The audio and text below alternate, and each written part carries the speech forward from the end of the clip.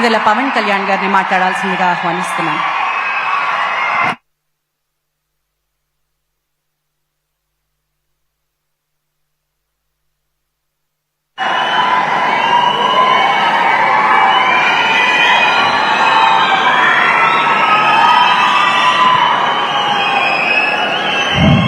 వేదిక పైన గౌరవ ముఖ్యమంత్రి శ్రీ నారా చంద్రబాబు నాయుడు గారికి, బోఫర్స్ కుంభకోణాన్ని బయటికి తీసుకొచ్చిన హిందూ మేనేజింగ్ డైరెక్టర్, ఒకప్పుడు ఎడిటర్గా పనిచేసిన శ్రీ ఎన్ రామ్ గారికి, రాజస్థాన్ పత్రిక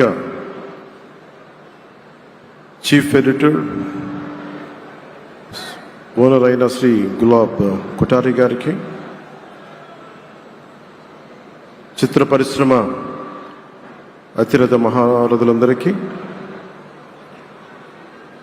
శ్రీ రామోజీరావు గారి కుటుంబ సభ్యులు, వారి అబ్బాయి శ్రీ సుమన్ గారికి, శ్రీమతి శైలజా కిరణ్ గారికి, శ్రీమతి విజయేశ్వర గారికి, రామోజీరావు గారి మనవలకి మనమరాలకి ప్రత్యేకించిన హృదయపూర్వక నమస్కారాలు.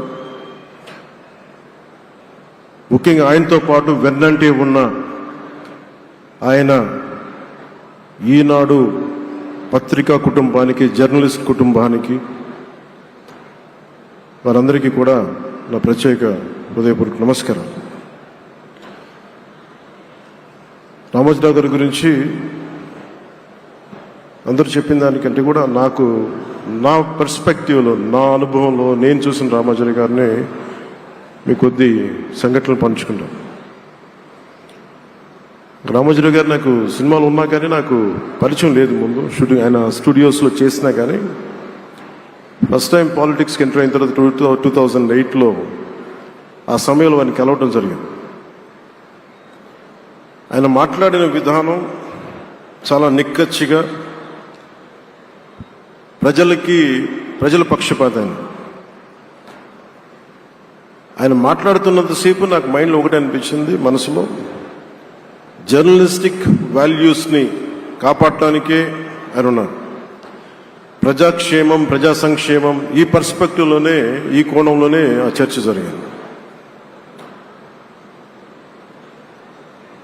నన్ను ఒకసారి ఆయన 2019లో ఒక లంచ్కి ఆహ్వానించారు వారి కుటుంబ సభ్యులతోటి. ఆ రోజు ఆయన మాట్లాడింది దేశ పరిస్థితులు, ముఖ్యంగా పత్రికా స్వేచ్ఛ గురించి, పత్రికా రంగం ఎంత కీలకమైంది. ఆయన ఎప్పుడూ కాంప్రమైజ్ అవ్వలేదు.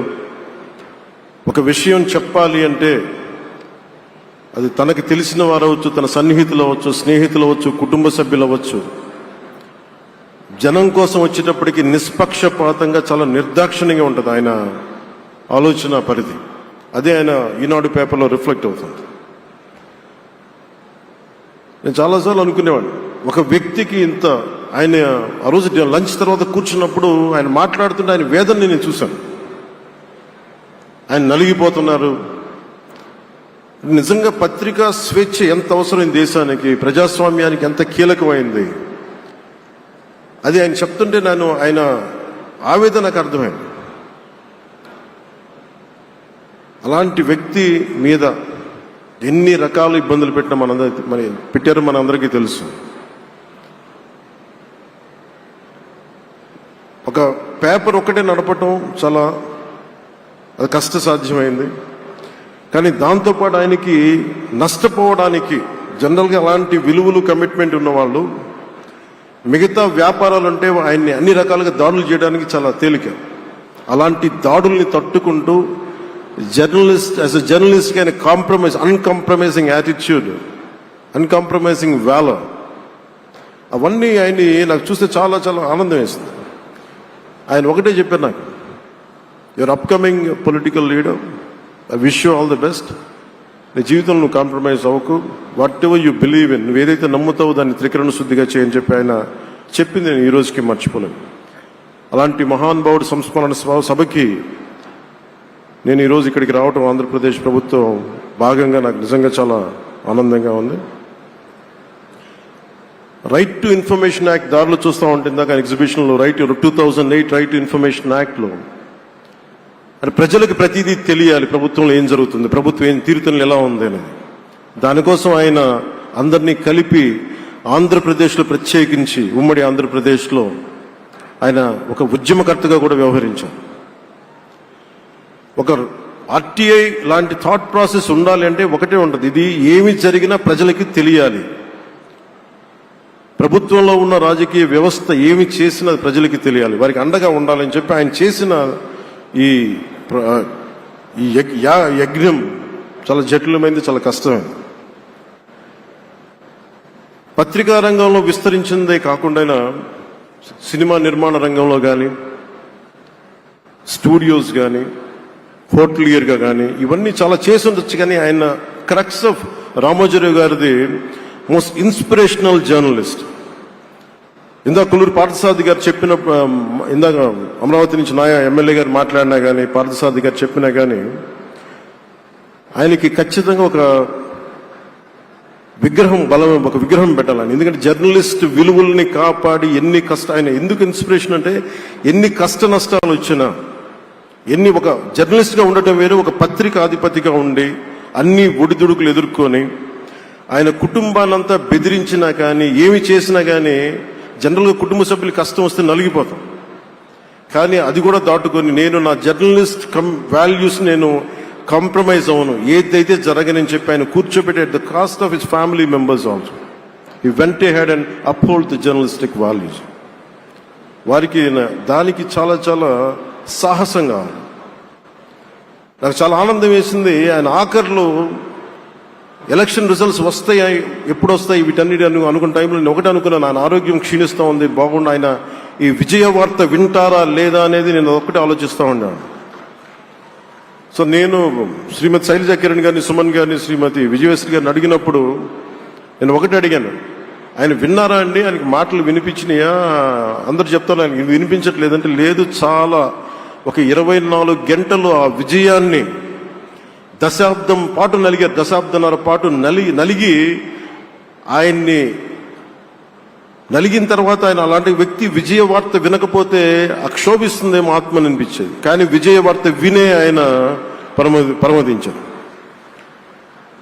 అందుకు నాకు చాలా ఒక తృప్తినిచ్చింది. అలాంటి మహానుభావులకి నా నివాళులు అర్పిస్తూ ఆయన నుంచి ఎవరైనా నేర్చుకోవాల్సింది, ప్రజాస్వామ్యాన్ని పరిరక్షించడానికి ఎవరి స్థాయిల్లో ఒక పత్రికాధిపతిగా కావచ్చు, ఎవరు ఏ స్థాయిలో ఉన్నా దాన్ని మనం కాపాడాల్సిన అవసరం ఉంది. అలాగే